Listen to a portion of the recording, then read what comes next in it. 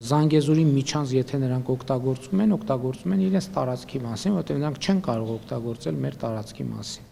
Որտեղից Երևանին այս վստահությունը պարզ չէ, բայց Բաքվից էլի պնդում են, թրիփը կապահովի իրենց խոսքով Զանգեզուրի միջանցքով անարգել անցում։ Ադրբեջանի ԱԳՆ խոսնակ Այհան Հաջիզադեն միջանցքից նաև տարածաշրջանային կապերի ամրապնդում է ակնկալում։ Բազմիցս ընդգծել ենք, Զանգեզուրի միջանցքը Հայաստանի ինքնիշխանության դեմ չէ ուղղված։ Նպատակը բացառապես անխափան տարանցիկ հաղորդակցության հաստատումն է։ Կարծում ենք, Զանգեզուրի միջանցքը կնպաստի տարածաշրջանի տնտեսական ինտեգրմանը եւ միջին միջանցքի շրջանակում լրացուցիչ երթուղիների զարգացմանը։ Մինչև Հաջիզադեի հայտարարությունը Միլի Մեջլիսի Արդարություն, իրավունք եւ ժողովրդավարություն խմբակցության նախագահը սպառնացել էր, որ եթե Երևանը միջանցք բացելու հրատապ որոշում չկայացնի, Բաքուն ուժով կմաքրի տարածքը, հետո էլ կհանձնի միջազգային վերահսկողության։ Հուդրաթ Հասանգուլիևը դժգոհել էր, թե Հայաստանը կոնկրետ գործողություններ չի ձեռնարկում օգոստոսի 8-ի պայմանավորվածությունից հետո, ձգտում է հարևանների հետ տրանսպորտային կապեր հաստատել իր համար ձեռնտու պայմաններով։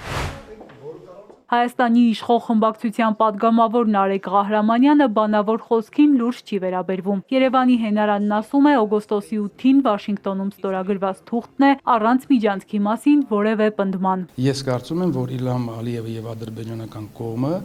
խաղաղության այդ փաստաթղթով օգոստոսի 8-ի իմ կարծիքով այդքան էլ բավարարված չի եւ ես տեսնում եմ չբավարարված մարդու Ինչ էր ուզում, որ չստացավ։ Միջանցք կոնկրետ, եթե ամեն ինչ իրանց սրտով լիներ, ամեն ինչ իրանց ուզածավն է, խի պետք է իրանք իրավիճակը սրեին օրինակ։ Եթե Բաքուն, ինչպես պատգամավորն է ասում, գնում է իրավիճակը սրելու ճանապարհով, ինչպես է Երևանը պնդում, թե խաղաղությունն արդեն իրողություն է։ Ես կարծում եմ, որ այն հայտարարությունները, որ Ալիևն ա արել, նույն Սևանա լճի հետ կապված անունը մոռացա ճիշտ ասած ինքը ոնց էր անվանել, դա ես կարծում եմ, եթե սրել չէ, ապա նվազագույնը խաղաղության վնասում է։